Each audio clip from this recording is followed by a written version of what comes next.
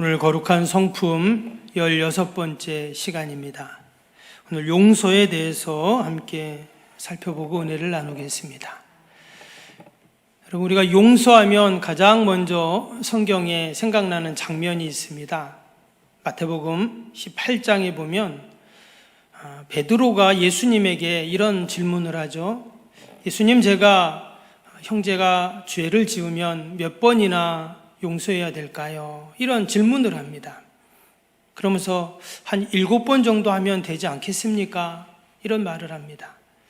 여러분, 그때 예수님이 베드로에게 뭐라고 말했습니까? 마태복음 18장 22절에 보면 예수께서 이르시되 내게 이르노니 7번뿐 아니라 7번을 70번까지라도 할지니라. 아마 베드로가 생각하기에 이거 괜히 말했네, 혹 뒤로 갔다 혹 붙였네, 아마 이렇게 생각할 수도 있습니다. 아마 베드로가 이런 질문을 했던 이유는 아마 누군가 자기에게 좀 힘들게 하는 사람이 있었을 수 있습니다. 예전 같았으면 베드로가 어땠을까요? 가만히 안 뒀겠죠. 그런데 이제 베드로가 예수님을 만났습니다. 복음을 들었고 주님의 제자가 되었습니다. 이제는 하나님 나라를 위해서 사는 자가 되었죠. 그러니까 이전에 자기 성질대로 하면 안 되겠죠. 그래서 참다 예수님께 나와서 그렇게 물어본 겁니다. 여러분, 베드로의 모습이 참 귀하죠. 우리 성도들도 마찬가지입니다. 어떤 문제가 있을 때, 내가 그것을 내 힘으로 할 수 없을 때 우리도 주님께 나와서 물어야 됩니다. 성전에 나와 기도하고 또 기록된 하나님의 말씀을 성경을 읽으면서 그 하나님의 답을 찾고 또 선포되는 하나님 말씀인 설교를 들으면서 또 그 답을 찾아야 됩니다. 예수님께서는 그런 질문을 하는 베드로에게 7번이 아니라 7번을 70번까지 해라, 이렇게 말씀하셨어요. 우리가 이 말씀을 들을 때 용서하는 것이 참 힘든 거구나, 이렇게 우리는 이해할 수가 있습니다. 여러분, 실제로 우리가 누군가를 용서한다는 게 얼마나 어렵습니까? 그런데 사실 이 말씀은 예수님이 용서가 힘들다를 교훈하기 위해 하신 말씀이 아닙니다. 이 말씀은 예수님이 용서를 강조하기 위해서, 용서가 그만큼 중요하다는 것을 말씀하기 위해서 하신 말씀이에요. 그럼 우리가 어떻게 해야 이처럼 중요하고 또 예수님이 강조하셨던 이 하나님의 거룩한 성품인 용서의 사람이 될 수 있을까요? 오늘 창세기 50장에 보면 우리에게 귀한 용서에 대한 영적인 교훈을 줍니다. 오늘 이 창세기 50장의 내용은 크게 3가지가 나옵니다. 1절에서 14절까지는 야곱이 죽어서 장례 치르는 내용이 나옵니다. 그리고 15절부터 오늘 읽었던 21절까지는 장례 이후에 이제 그 요셉이 형들을 용서하고 화해하는 내용이 나오죠.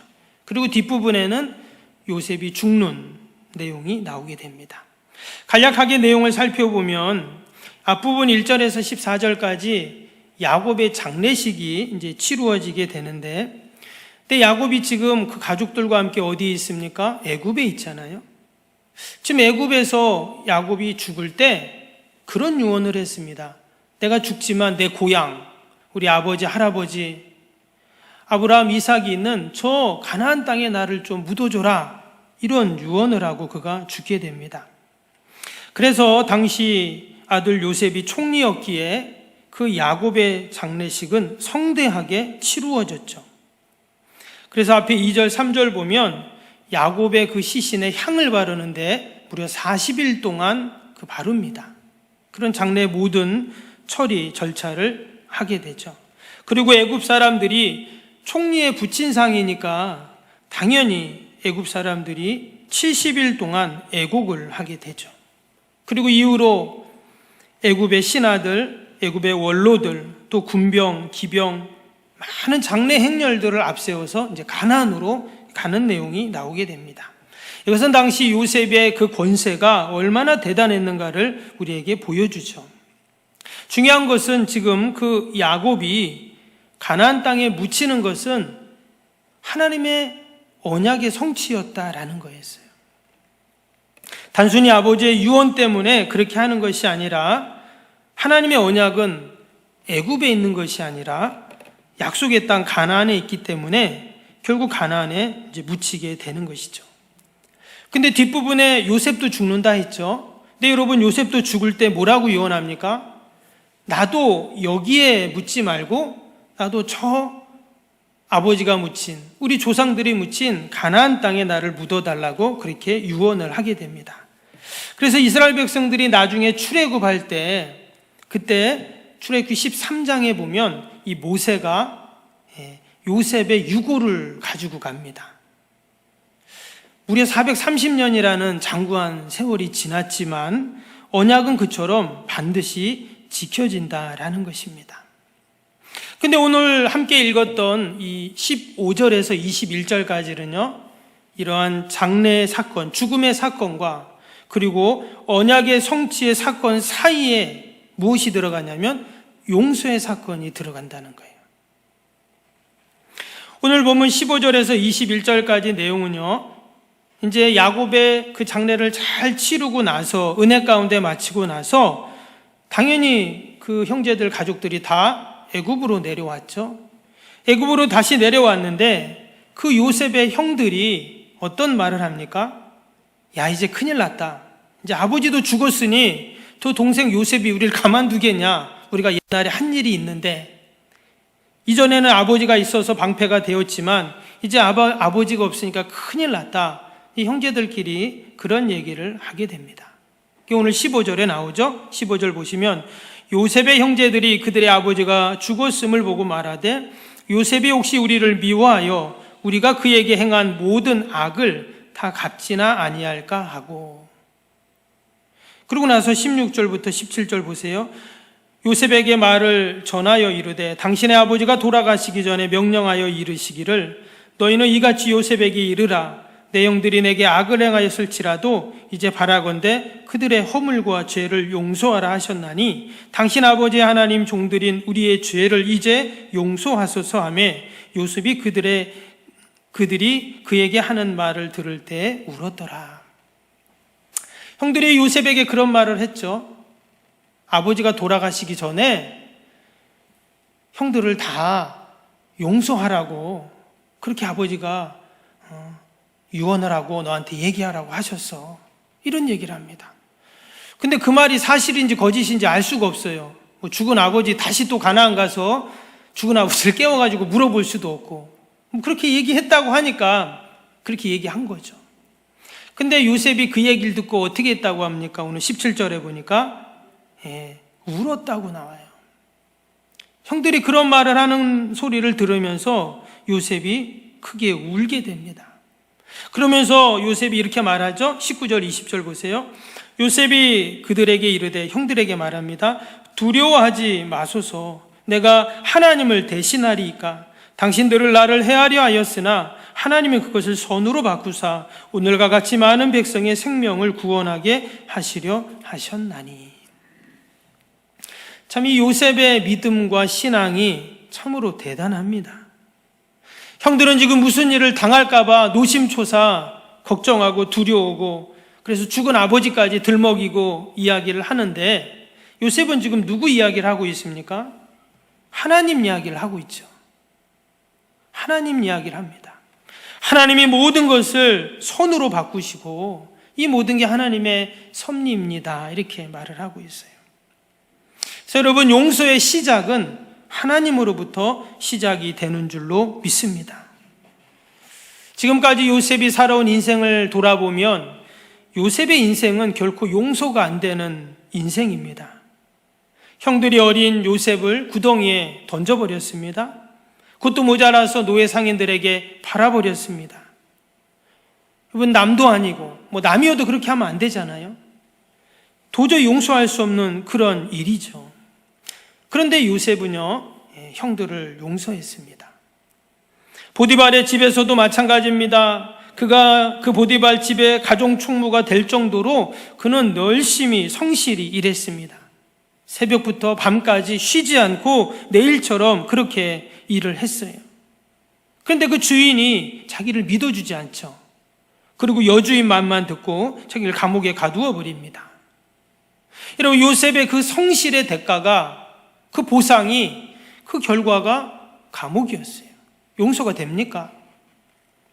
감옥 안에서도 술 맡은 관원장, 떡 맡은 관원장 고민을 들어주고 그들이 해석하지 못하는 꿈을 해석해 주면서 도움을 주었어요. 근데 그 사람들이 요셉을 다 잊어버립니다. 아니, 도리어 그 요셉의 기억을 없애버리죠. 감옥에서 있었던 일 그들은 다 지워버립니다.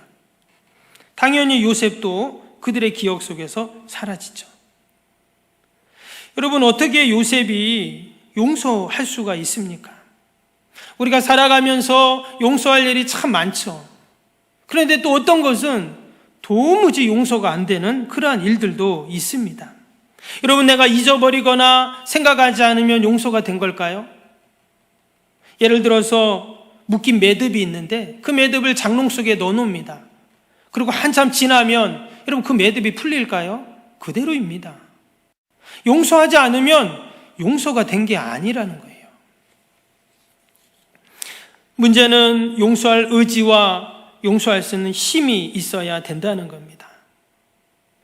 그래서 여러분, 참된 용서는 내 안에서 나오는 것이 아니라 요셉처럼 늘 하나님의 섭리를 기억하고 하나님의 언약을 붙잡을 때 여러분, 하나님께서 용서를 하게 하시는 줄로 믿습니다.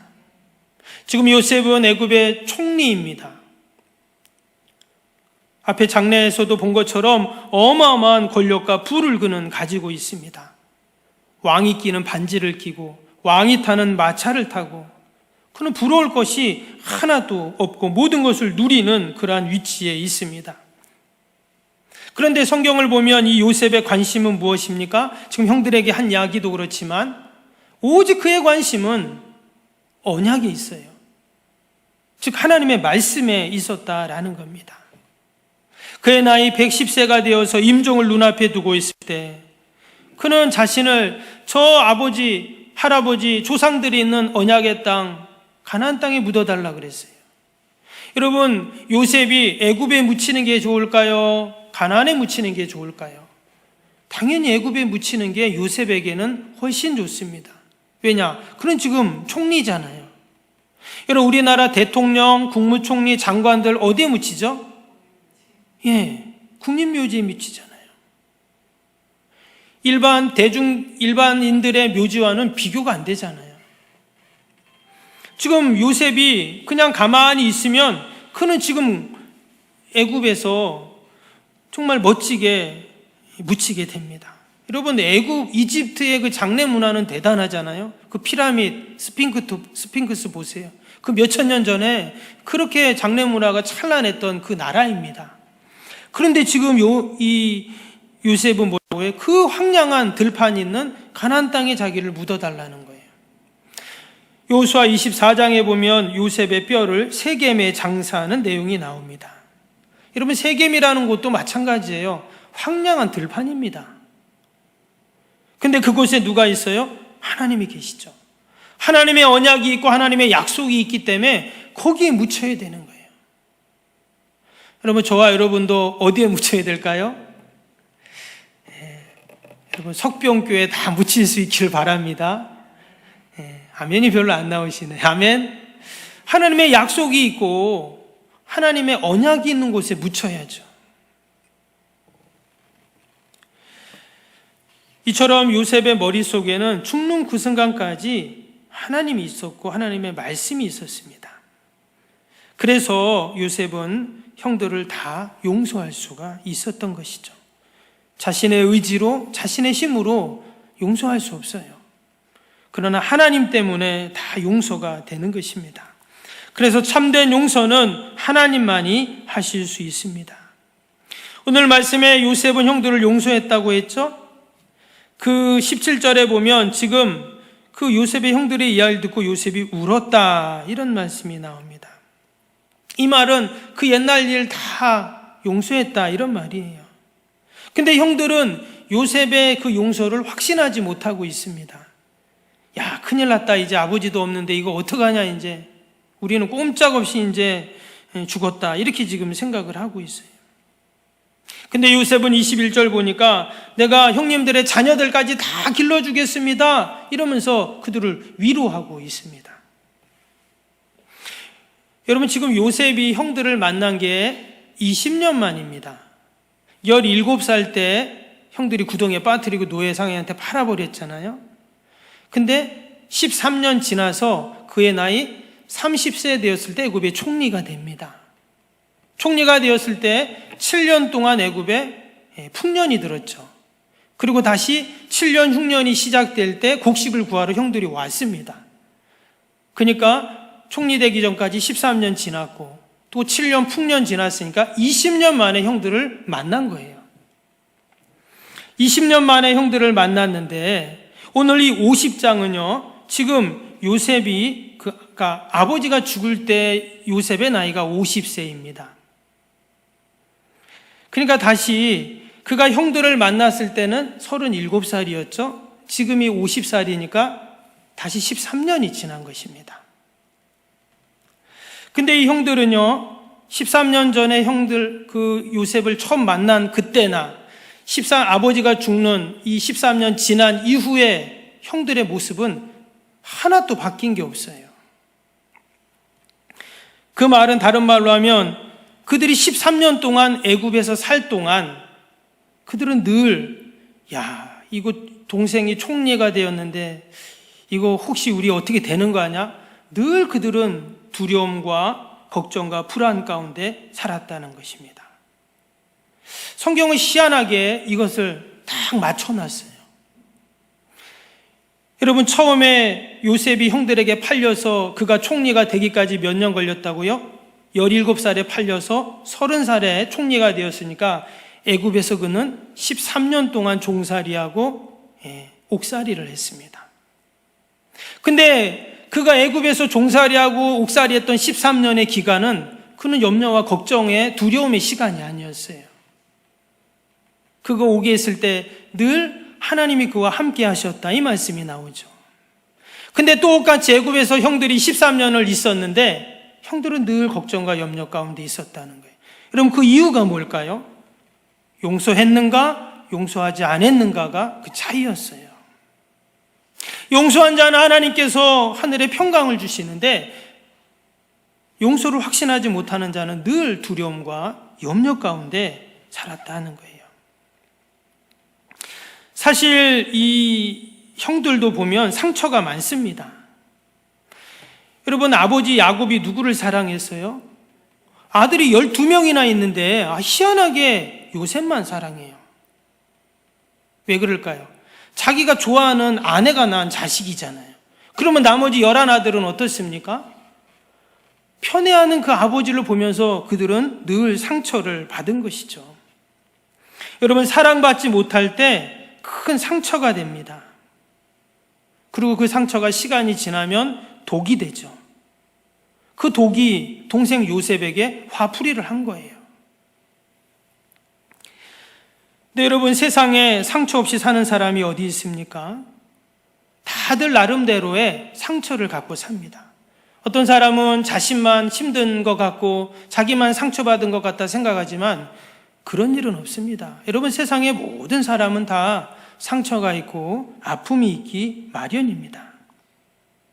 그 상처, 그 쓴뿌리가 어떻게 독이 되지 않고 약이 될 수 있는가? 그것은 빨리 치료가 되면 돼요. 지금 요셉은 누구보다 상처가 컸던 사람이죠. 그런데 그는 그 상처가 독이 되지 않고 약이 되었습니다. 요셉은 상처투성이 사람이에요. 그런데도 어떻게 그는 이처럼 형들을 용서하고 어떻게 이렇게 용서의 사람, 이 거룩한 성품을 소유하는 자가 되었는가? 정말 요셉은 그 형들이 그 요셉의 채색옷을 찢어버렸죠.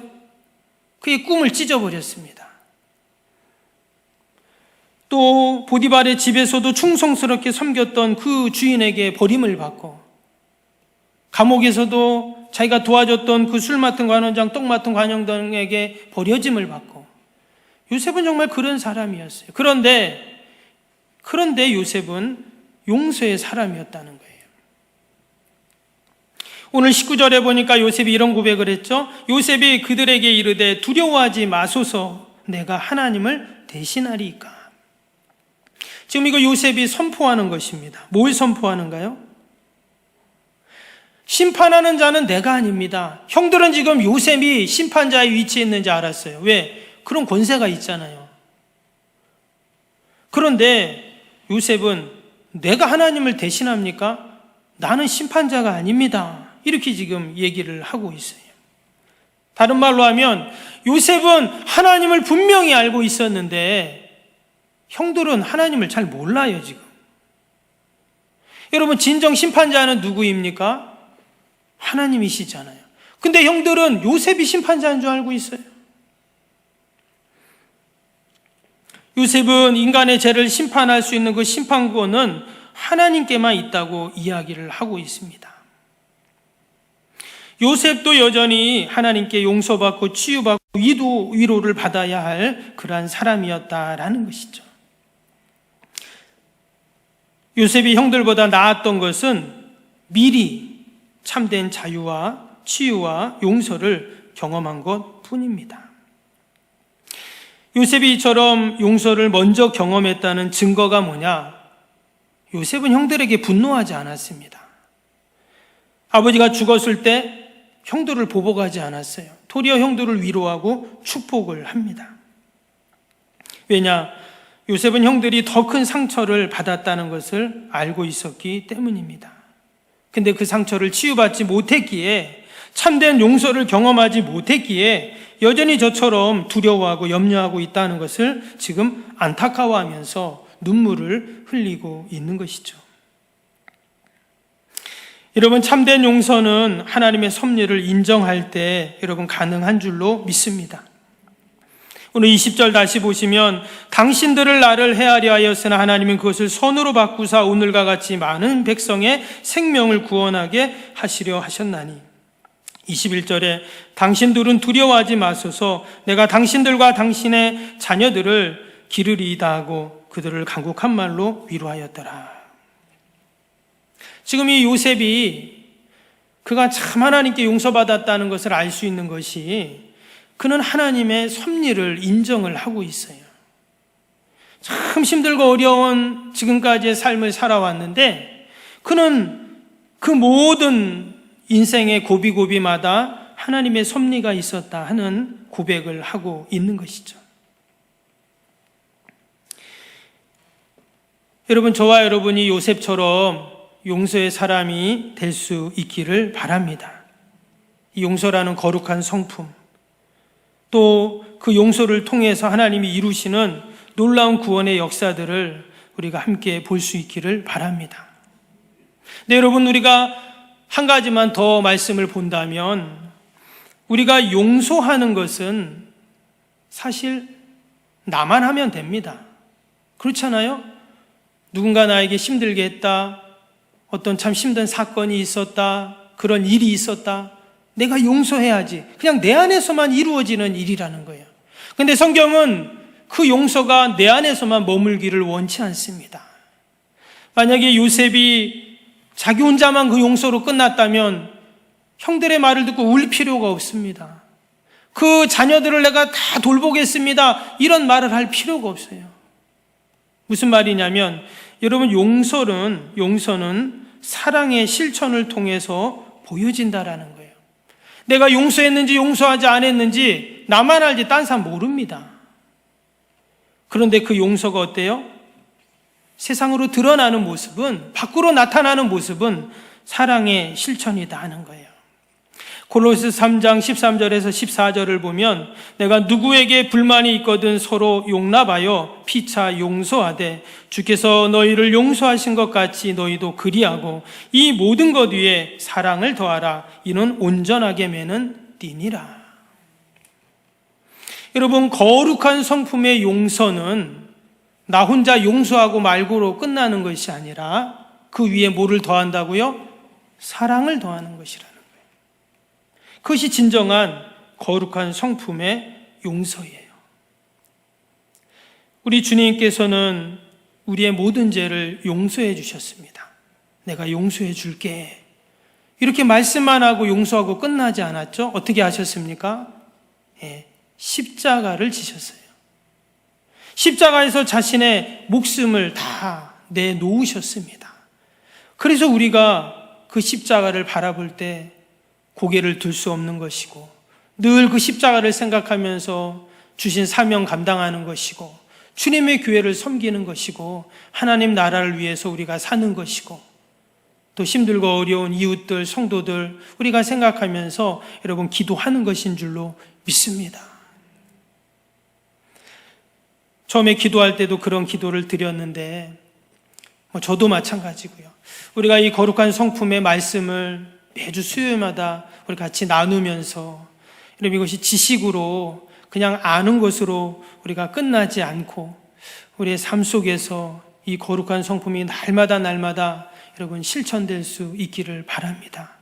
힘들지만 좀 우리가 부족하지만 그래도 우리가 그 거룩한 성품으로 살려고 하는 우리의 의지와 노력과 믿음이 여러분 있을 때 하나님께서 저와 여러분들을 통해서 하나님의 구원의 역사들을 이루어 가실 줄로 믿습니다.